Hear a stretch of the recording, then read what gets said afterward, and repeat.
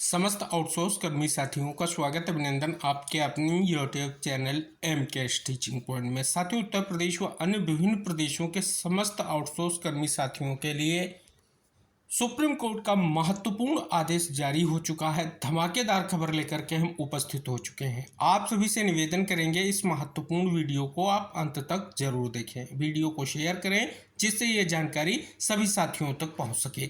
जैसा कि साथियों, आप सभी के समक्ष बड़ी अपडेट आ चुकी है। अस्थायी कर्मियों से नियमित कर्मियों की तरह काम लेकर अधिकार छीनना गलत। सुप्रीम कोर्ट ने एक बेहद महत्वपूर्ण और संवेदनशील फैसला सुनाते हुए कहा है कि कोई भी सरकार या विभाग अस्थायी कर्मचारियों से स्थायी कर्मियों की तरह काम लेकर उन्हें उनके हक और पेंशन से वंचित नहीं रख सकता। कोर्ट ने स्पष्ट किया है कि समान काम के बदले अधिकार छीनना नाइंसाफी है।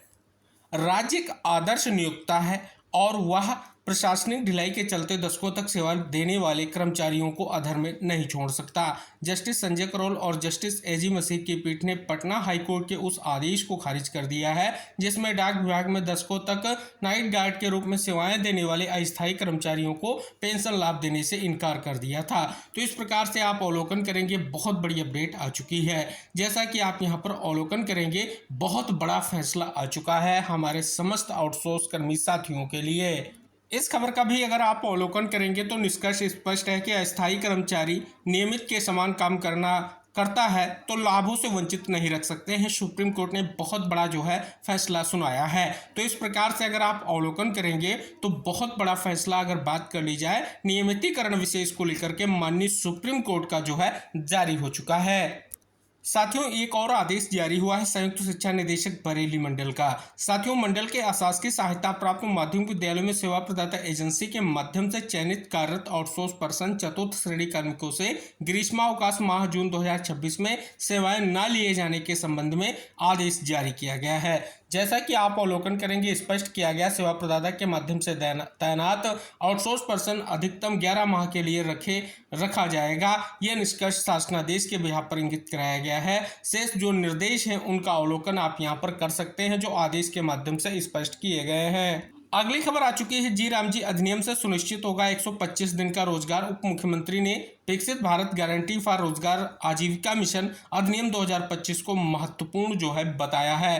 तो इस प्रकार से आप अवलोकन करेंगे, स्पष्ट है कि अधिनियम के तहत ग्रामीण श्रमिक परिवारों को अधिक रोजगार सुरक्षा प्रदान करना है।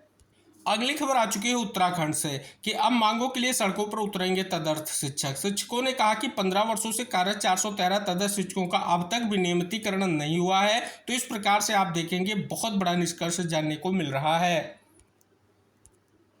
उत्तर प्रदेश पावर कारपोरेशन की ओर से एक महत्वपूर्ण आदेश जारी हुआ है।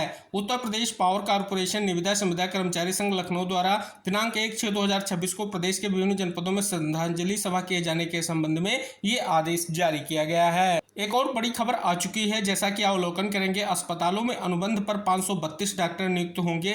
ये अपडेट आ चुकी है। दिल्ली सरकार के 23 अस्पतालों व स्वास्थ्य सेवा महानिदेशालय में अनुबंध पर GDMO स्तर के 352 डॉक्टर नियुक्त किए जाएंगे। अगली खबर मध्य प्रदेश से आ चुकी है। आउटसोर्स कर्मियों को 24 घंटे में मुआवजा दें, इस पर बीच में बड़ी मांग यहाँ पर की गई है। और साथियों, अगली अपडेट है हिमाचल प्रदेश से सहब कर्मियों का धरना तीसरे दिन भी जारी, निगम के खिलाफ की नारेबाजी। अगली खबर आ चुकी है मध्य प्रदेश से कि NHM संविदा कर्मचारियों के लिए स्वैच्छिक स्थानांतरण प्रक्रिया शुरू कर दी गई है, निष्कर्ष इंगित कराया गया है। अगली खबर अपडेट है कि सिलेक्टेड टीचर की नियुक्ति के बजाय सरकार को अति शिक्षकों पर भरोसा है, इस पर पेज में निष्कर्ष इंगित कराया गया है। कर्मचारी कैशलेस स्वास्थ्य बीमा योजना पर 1 साल बाद भी अमल नहीं। तो जैसा कि मध्य प्रदेश से ये बड़ी अपडेट आप सभी के समक्ष आ चुकी है। उत्तराखंड से बड़ी अपडेट है कि माध्यमिक स्कूलों के अतिथि शिक्षकों का मानदेय जारी हो चुका है। 4300 अतिथि शिक्षक कार्यरत हैं। मार्च के महीने से लंबित था मानदेय, कई जिलों में भुगतान की प्रक्रिया शुरू हो चुकी है। साथियों, ये पुराना आदेश आप सभी के समक्ष है। इस आदेश में स्पष्ट तौर पर श्रमिकों के देय अवकाश के संबंध में निष्कर्ष इंगित कराया गया है। HRTC कर्मचारियों को पहली को ही मिलेगा वेतन, इस पर बीच में बड़ी अपडेट साझा की गई है।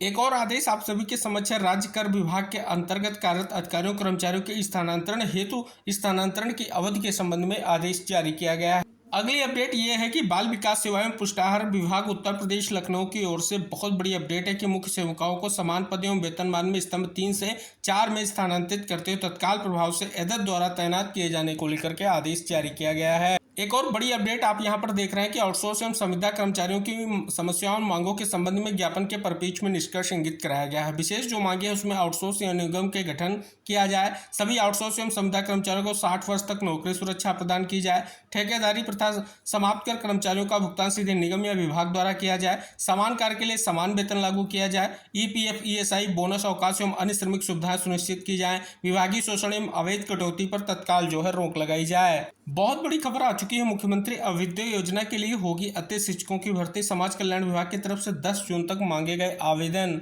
वेतन भत्तों के नियमित भुगतान के लिए अब आंदोलन करेंगे एनएचएम कर्मी। बहुत बड़ी खबर आ चुकी है, वेतन भत्तों का नियमित भुगतान समेत अपनी मांग को लेकर के नेशनल हेल्थ मिशन के संविदा कर्मचारी 18 जून को प्रदेश के हर जिले में एक साथ आंदोलन करेंगे।